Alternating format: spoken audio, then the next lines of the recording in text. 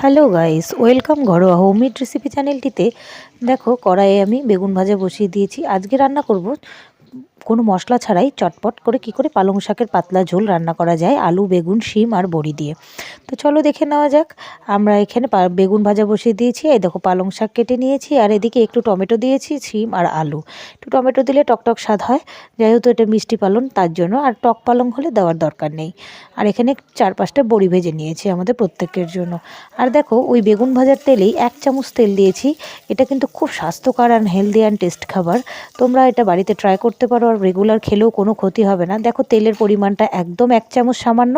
এরপরে ওর মধ্যে 5 ফোড়ন সম্বারা দিয়ে 2-3টে কাঁচা লঙ্কা চিড়ে দিয়েছি, দিয়ে পালং শাকগুলো দিয়ে দিয়েছি। আমি পালং শাকগুলো কিন্তু সহজে ঢাকবো না, কারণ পালং শাক থেকে এমনি জল ছেড়ে দেয়। তার দরুন আরও শাকগুলো বেশি নেতিয়ে যাবে আর শিমগুলোও গলে যাবে। তো দেখো কতটা জল বেরিয়েছে পালং শাক দিয়ে। আমি কিন্তু পালং শাকগুলো ঢাকিনি। আর তার মধ্যে আলু আর শিম দিয়ে দিয়েছি। এবার টমেটোগুলোও দিয়ে দিয়েছি। আর এদিকে দেখো, সামান্য পরিমাণে আদা কুচি দিয়েছি। হ্যাঁ বন্ধুরা, আর কোনো মশলা আমি ইউজ করব না, আর করিও নি।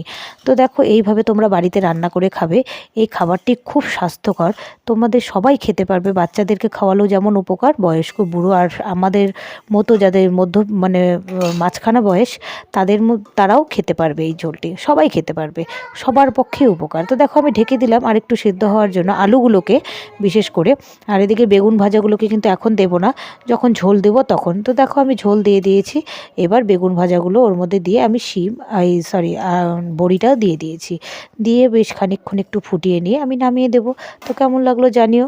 আর কেমন খেতে হবে, সত্যি অসাধারণ খেতে, দারুণ অসাধারণ হয়েছে। এটা গরম গরম ভাত দিয়ে 1 থালা ভাত পেট পুড়ে খেয়ে নেওয়া যাবে, আর অন্য কিচ্ছু লাগবে না। তো দেখো, আমি নামিয়ে নিয়েছি ঝোলটা।